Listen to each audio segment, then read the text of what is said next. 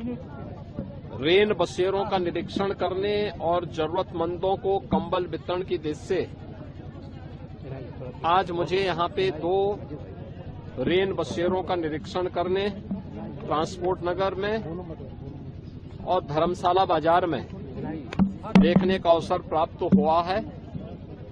यहां पे कंबल वितरण का भी इस कार्यक्रम के साथ जोड़ने का अवसर प्राप्त हुआ है। वर्तमान में भीषण शीतलहरी उत्तर भारत में पड़ रही है। भीषण शीतलहरी में जरूरतमंदों को ऊनी वस्त्र मिल सके,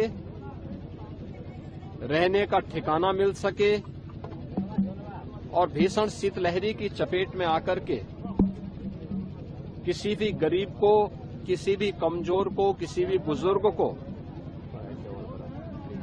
कहीं भी कोई दिक्कत न हो, इसके लिए डबल इंजन सरकार पूरी प्रतिबद्धता के साथ लगी हुई है और इसीलिए प्रदेश के अंदर हर जनपद को पर्याप्त धनराशि उपलब्ध कराई गई है जो माननीय जनप्रतिनिधियों के साथ मिलकर के जरूरतमंदों को कंबल वितरण करें, रेन बसेरों की व्यवस्था करें, रेन बसेरों में जरूरतमंदों के लिए भोजन की व्यवस्था भी करें, ऊनी वस्त्र की व्यवस्था भी करें। प्रदेश भर में ऐसी पूरी व्यवस्था की गई है और उसी क्रम में मुझे आज यहाँ के माननीय जनप्रतिनिधियों के साथ दोनों स्थानों पर सैकड़ों लोगों को राहत की व्यवस्था के तहत भीषण शीतलहरी में ऊनी वस्त्र, कंबल आदि वितरण करने, भोजन आदि वितरण करने का अवसर प्राप्त हुआ है।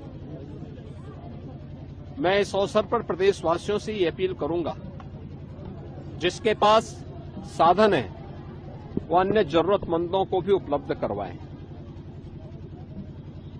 हर व्यक्ति इस भीषण शीतलहरी में बचे। सड़कों पे धुंध है, कोहरा है, अनावश्यक यात्रा से बचे। जिन लोगों को आवश्यक यात्रा आवश्यक हो वे गाड़ी की स्पीड को सीमित रखें। घर से बाहर निकल रहे हैं, भीषण शीतलहरी है, हमें याद रखना होगा। हम पौधों को भी देखते हैं, अगर पाला से बचाना होता है तो पहले उसको सिंचाई कर देते हैं। शाम को सिंचाई कर देंगे तो रात्रि में पाला पौधे को नहीं मारेगा, फसल को नहीं मारेगा। ऐसे ही हम गर्मी के दौरान भी देखते हैं